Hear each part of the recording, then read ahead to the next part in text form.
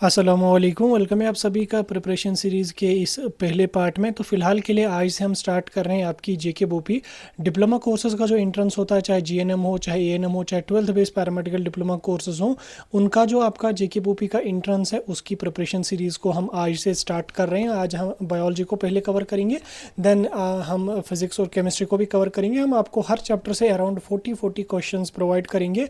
तो फिलहाल के लिए आज हमारा पार्ट 1 रहने वाला प्रिपरेशन सीरीज़ का। आप इस वीडियो को एंड तक देख लेना, अपना रिवीजन भी करना और साथ में आपकी एमसीक्यूज़ की प्रैक्टिस भी हो जाएगी। बाकी थ्योरी का पोर्शन खुद से पढ़ना और उसके अलावा एमसीक्यूज़ यहाँ से कवर करना। ये एमसीक्यूज़ आपको बहुत ज़्यादा काम आ जाएंगे, बहुत ज़्यादा हेल्प आपको दे देंगे। ठीक, तो स्टार्ट कर लेते, लेकिन उससे पहले ये वीडियो पहली बार देख रहे हैं तो चैनल को सब्सक्राइब करके रख लेना, साथ में टेलीग्राम और व्हाट्सअप ग्रुप ज्वाइन करके रख लेना, लिंक डिस्क्रिप्शन में आपको मिल जाएगी। तो चलो स्टार्ट कर ले, तो देख लेते हैं यहाँ पे आज की प्रिपरेशन सीरीज़ में हम किसको स्टार्ट कर रहे हैं। तो पहला हम यहाँ पे बायोलॉजी वाला पोर्शन स्टार्ट करेंगे। इसमें पहला यूनिट आपका लाइफ प्रोसेस का है। लाइफ प्रोसेस से आपको 10 क्वेश्चन टोटल पूछे जाएंगे। ठीक, 10 क्वेश्चन होंगे।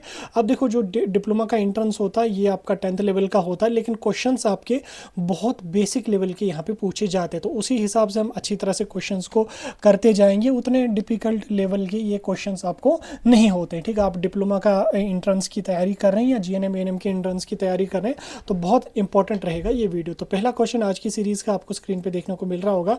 Life processes are essential for. Life processes किसके लिए एसेंशियल होती हैं?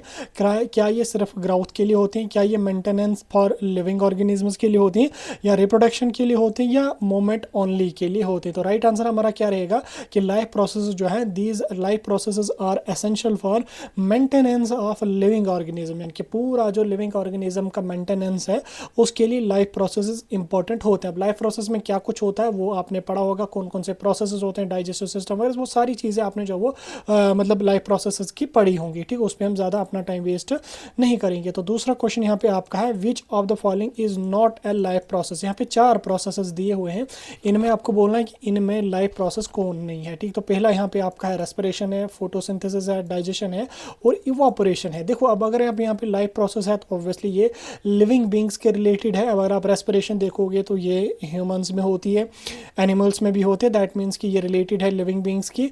फोटोसिंथेसिस की अगर हम बात करें तो ये प्लांट्स में होती है। डाइजेशन की अगर मैं बात करूँ तो ये ह्यूमंस एनिमल्स में होती है। इवापोरेशन की अगर हम बात करें तो इवापोरेशन यहाँ पे अलग टर्म लग रही है, तो इवापोरेशन टर्म आपका जो है यहाँ पे राइट आंसर रहेगा, क्योंकि यहाँ पे हमारा बोल रहा है कि इसमें कौन सा लाइफ प्रोसेस का पार्ट नहीं है। लाइफ प्रोसेस में हमने देखा डाइजेशन होता है, रेस्पिरेशन होता है, उसके अलावा रिप्रोडक्शन होता है, फोटोसिंथेसिस वगैरह, वो सारी चीज़ें यहाँ पे होती हैं। ठीक, तो आपका इवापोरेशन जो है ये लाइफ प्रोसेसेस का पार्ट नहीं है। ठीक, तो नेक्स्ट हम चलेंगे तीसरा क्वेश्चन। तीसरा क्वेश्चन यहाँ पे आपका है, the ultimate source of energy for almost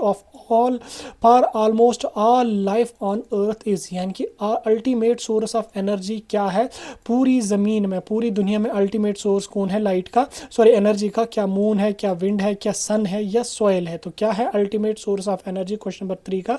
तो अल्टीमेट सोर्स ऑफ एनर्जी जो है वो सन है, क्योंकि सन से जो है वो मतलब सन जो है ये अल्टीमेट सोर्स ऑफ एनर्जी है, इतना आप याद रख लो। ठीक, सन जो है वो अल्टीमेट सोर्स ऑफ एनर्जी है। ठीक, चौथा क्वेश्चन यहाँ पे आपका है, ऑटोट्रॉफिक न्यूट्रिशन रिक्वायर्स। ठीक, ऑटोट्रॉफिक न्यूट्रिशन जो है ये इसको क्या, किस चीज़ की रिक्वायरमेंट होती है? क्या इसको ऑक्सीजन एंड वाटर की रिक्वायरमेंट होती है, कार्बन डाइऑक्साइड एंड वाटर की रिक्वायरमेंट होती है, sunlight, chlorophyll, carbon dioxide and water की रिक्वायरमेंट होती है, या नाइट्रोजन एंड मिनरल्स की? देखो, ऑटोट्रॉफिक न्यूट्रिशन क्या होता है?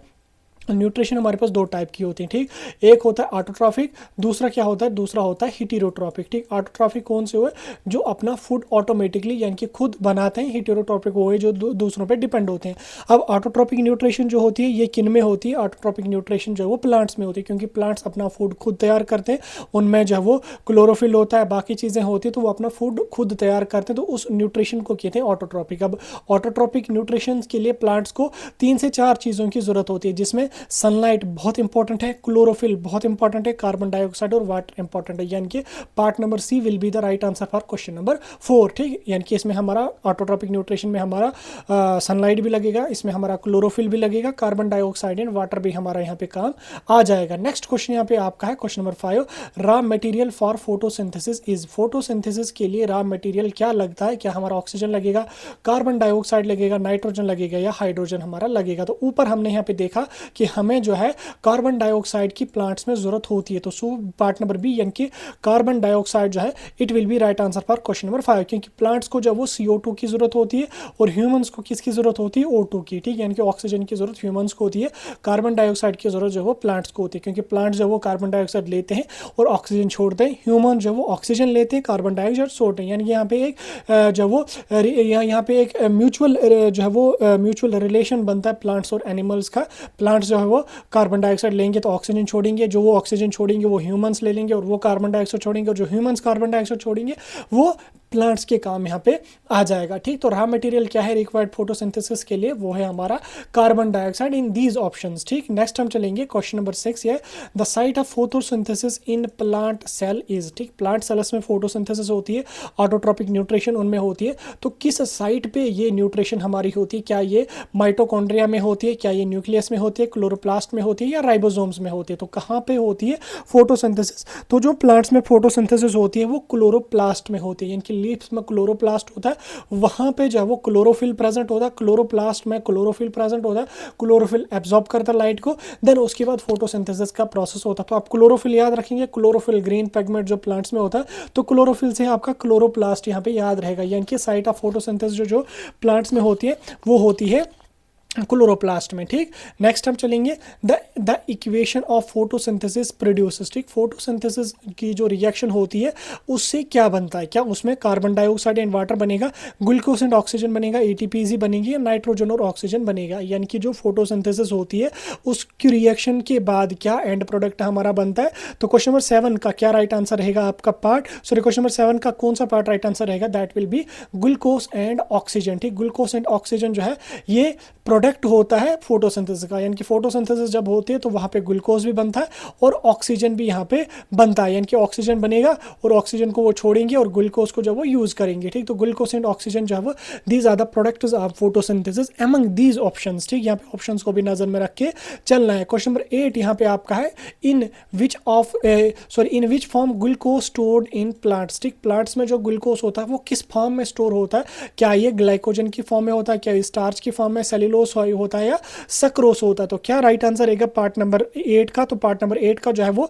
That will be your B part, ठीक। पार्ट नंबर 8 का जो वो बी पार्ट यानी कि स्टारेज जो है वो ग्लूकोज जो होता है वो प्लांट्स में एज ए स्टारेज यहाँ पे स्टोर रहता है, देन उसके बाद उसको वो इस्तेमाल करते हैं और बाकी चीज़ें यहाँ पे होती हैं। नेक्स्ट क्वेश्चन यहाँ पे आपका हेटेरोट्रोपिक न्यूट्रिशन इंक्लूड्स, ठीक। हेटेरोट्रोपिक न्यूट्रिशन में क्या क्या होती है, क्या इसमें सेप्रोट्रोपिक होता है, पैरासाइटिक होता है, होलोजोइक होता है, या ऑल ऑफ द एबो। जैसे मैंने आपको स्टार्टिंग में ही बोला न्यूट्रिशन की हमारे पास दो टाइप्स की होती है, एक होती है ऑटोट्रोपिक न्यूट्रिशन, दूसरा होता है हेटेरोट्रोपिक न्यूट्रिशन। अब ऑटोट्रोपिक न्यूट्रिशन कौन सी न्यूट्रिशन हुई, जिसमें प्लांट्स अपना खुद फूड खुद तैयार करते हैं, जिसमें उनको फोटोसिंथेसिस उनमें होती है, जिसमें उनको कार्बन डाइऑक्साइड, वाटर और उसके अलावा उनको सनलाइट की जरूरत होती है। लेकिन हेटेरोट्रोपिक न्यूट्रिशन जो होती है, हेटेरोट्रोपिक न्यूट्रिशन वो न्यूट्रिशन होती है जिसमें ऑर्गेनिजम्स अपना फूड खुद तैयार नहीं करते, वो प्लांट्स पे डिपेंड होते हैं अपना फूड लेने के लिए। अब जो हेटेरोट्रोपिक न्यूट्रिशन होती है इसके बहुत सारे टाइप्स होते हैं, तो जब आपने थ्योरी का पोर्शन पढ़ा है या अगर आप पढ़ेंगे तो आप उन सभी टाइप्स को देख लेंगे अच्छी तरह से। सेप्रोट्रोपिक भी उसमें होता है, पैरासाइटिक भी होता है, होलोजोइक भी होता है,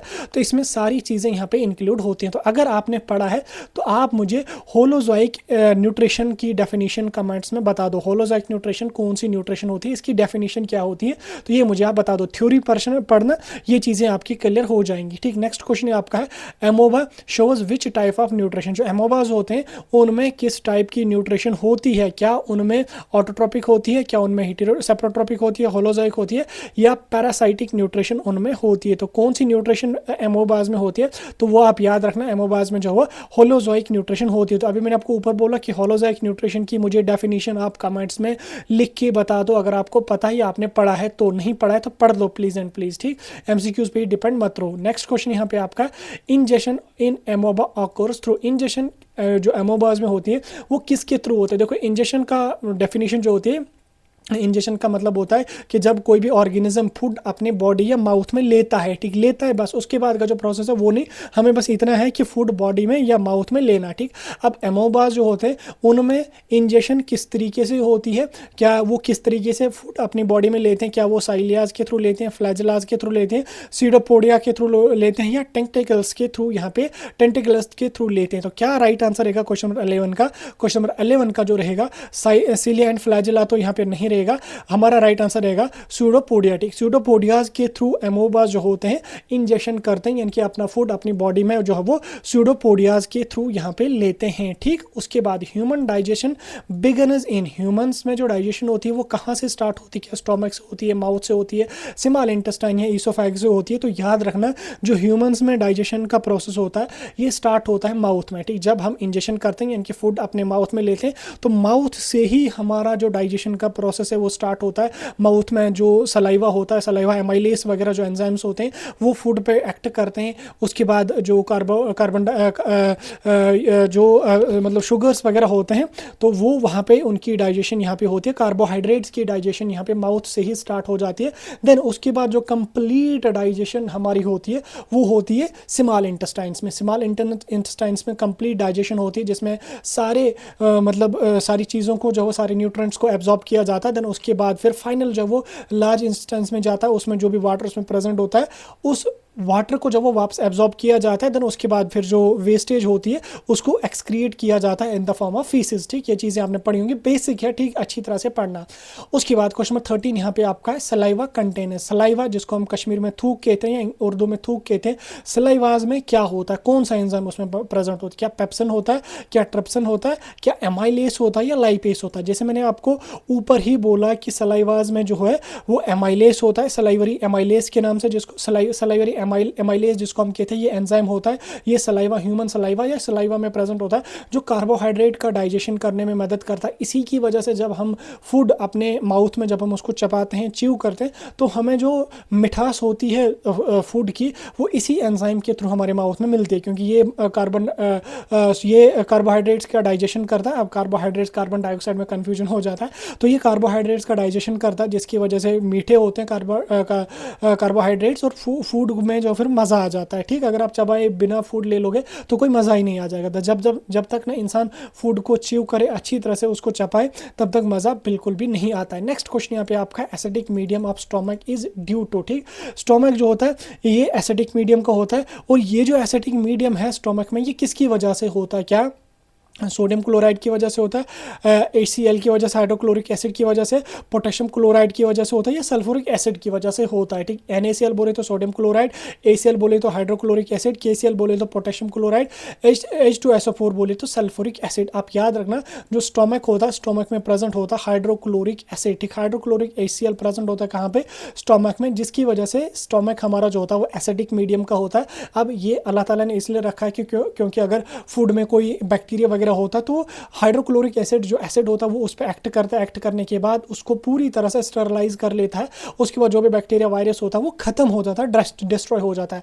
इसके अलावा ये HCl जो होता है ये फैट्स को डाइजेस्ट करने में भी काफ़ी हेल्पफुल यहाँ पे रहता है। तो ओवरऑल ये एसिडिक मीडियम हमारा स्टोमक में यहाँ पे बनाता है। कभी कभी अगर आपने देखा होगा किसी को म्यादे में जो दर्द होता है, अभी कॉमन है खासकर लड़कियों में, तो ये बहुत कॉमन होता है, तो ये इसी HCl की वजह से होता है। कभी इसकी सेक्रेशन ज़्यादा हो जाती है तो म्यादे में दर्द हो जाता है, या इसी की वजह से ज़्यादा सेक्रेट हो जाएगा तो फिर वहाँ पे जो वो घाव वगैरह बन जाते हैं, तो वो चीज़ें यहाँ पे होते हैं जिसको अल्सर के नाम से भी हम जानते हैं। मेडिकल टर्म है अल्सर, जिसकी वजह से म्यादे में जो है वो जिसको सिंपल भाषा में कहते हैं ना कि इसको म्यादे में सुराख हुआ है, तो वो यही हाइड्रोक्लोरिक एसिड की जो बूंदें हैं वो पड़ती रहती है, और उसकी वजह से जो वो लेयर जो वो जल जाते हैं। तो अल्लाह ने इसी तरीके का इंतजाम वहाँ पे रखा होता है। तो वो चीज़ें आप जब पढ़ेंगे डाइजेस्टिव सिस्टम में आपको अच्छी तरह से क्लियर हो जाएगा। नेक्स्ट यहाँ पे है कि बाइल इज सेक्रिएटेड बाय, क्या बाइल कहाँ से सेक्रेट होता है? क्या पेनक्रिया से होता है, लिवर से होता है, स्टोमक से होता है, या गाल ब्लैडर से होता है? तो बाइल जो होता है ये कहाँ से सेक्रिएट होता है? तो याद रखना जो बाइल होता है ये सेक्रिएट होता है लिवर से, ठीक। किससे होता है? लिवर से। और गाल ब्लैडर का काम क्या होता है? ये गाल ब्लैडर स्टोर कर लेता है इसको, बाइल को, ठीक। गाल ब्लैडर का काम होता है ये स्टोर कर लेता है बाइल को। अराउंड 60 ml कैपेसिटी होती है गाल ब्लैडर की, 60 ml कैपेसिटी होती है गाल ब्लैडर की।